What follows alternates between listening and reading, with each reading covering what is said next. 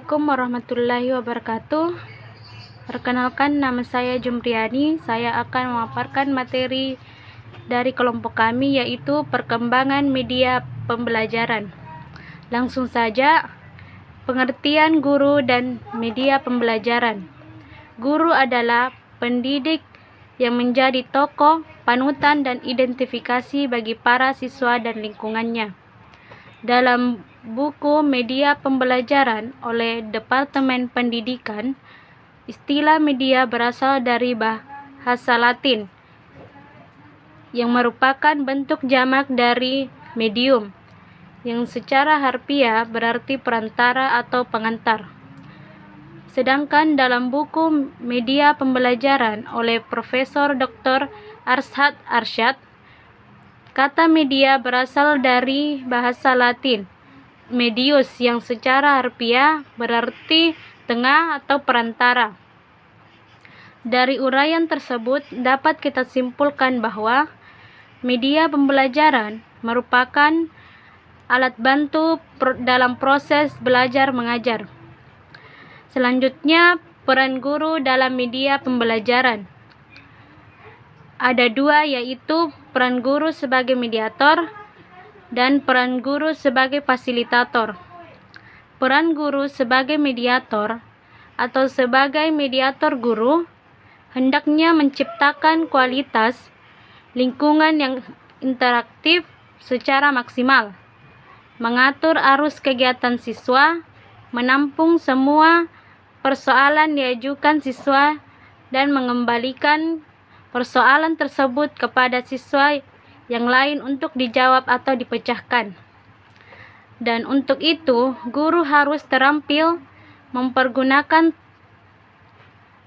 tentang bagaimana orang berinteraksi dan berkomunikasi. Yang kedua itu peran guru sebagai fasilitator.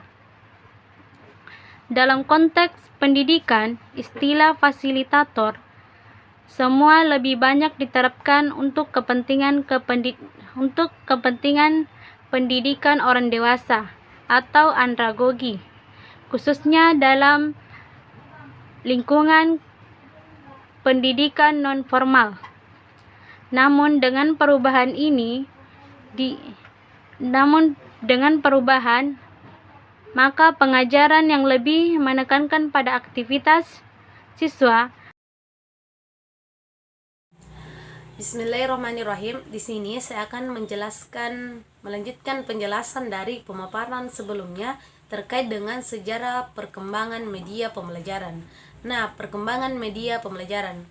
Pada awal sejarah pendidikan, guru hanya dianggap sebagai satu-satunya sumber untuk memperoleh pelajaran.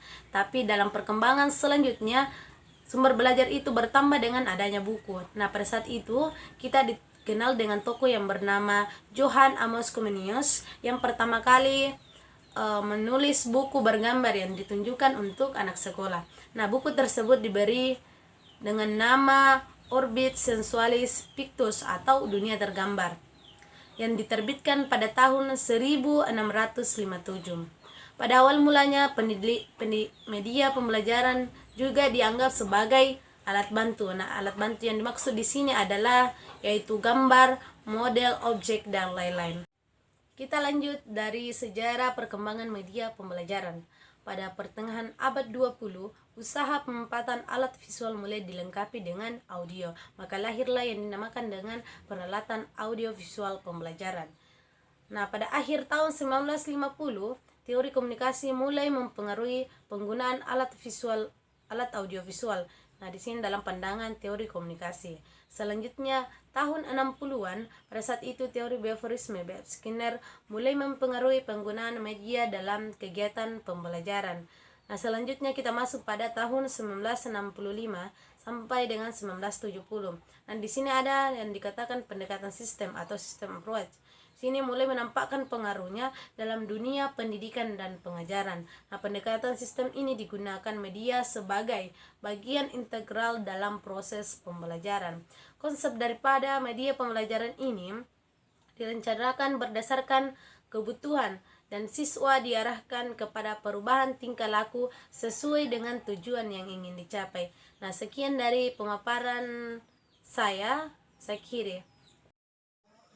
Baiklah, saya Asriuni akan melanjutkan materi dari rekan saya, yakni faktor-faktor yang mempengaruhi cara belajar. Faktor-faktor yang mempengaruhi cara belajar tergolong menjadi dua. Yang pertama, faktor intern dan faktor ekstern. Faktor intern adalah faktor yang berada dalam tubuh setiap individu yang belajar. Faktor intern ini terbagi menjadi tiga. Yang pertama, faktor jasmania, faktor psikologis, dan faktor kelelahan. Faktor jasmania terbagi lagi menjadi dua. Yang pertama, faktor kesehatan dan faktor cacat tubuh. Sedangkan faktor psikologis sekurang-kurangnya mencakup 7 poin. Yang pertama, intelijensi atau kecakapan, perhatian seorang siswa terhadap bahan ajar yang akan dibelajarkan, minat adalah kecenderungan yang tetap untuk memperhatikan dan mengenang beberapa kegiatan. Bakat adalah kemampuan untuk belajar. Motif erat kaitannya dengan tujuan yang akan dicapai.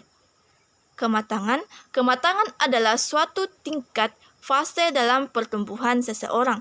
Dan yang terakhir adalah kesiapan. Kesiapan adalah kesediaan untuk memberi respon atau bereaksi. Selanjutnya yaitu faktor kelelahan. Kelelahan pada seseorang dapat dibedakan menjadi dua macam, yaitu kelelahan jasmani dan kelelahan rohani. Faktor selanjutnya yang mempengaruhi cara belajar seorang siswa adalah faktor ekstern, yaitu faktor yang berada di luar tubuh setiap individu yang belajar. Faktor ini terbagi menjadi tiga. Yang pertama, faktor keluarga, faktor sekolah, dan faktor masyarakat. Hal-hal yang mempengaruhi dalam faktor keluarga yaitu yang pertama, cara mendidik orang tua, relasi antara keluarga, dan keadaan ekonomi keluarga. Sedangkan faktor sekolah, hal-hal yang mempengaruhi dapat berupa keadaan gedung, metode belajar, tugas rumah, waktu dan lama pelajaran, dan yang terakhir adalah faktor masyarakat. Masyarakat merupakan faktor ekstern yang juga berpengaruh terhadap belajar siswa. Pengaruh itu terjadi karena kebudayaan siswa dalam masyarakat.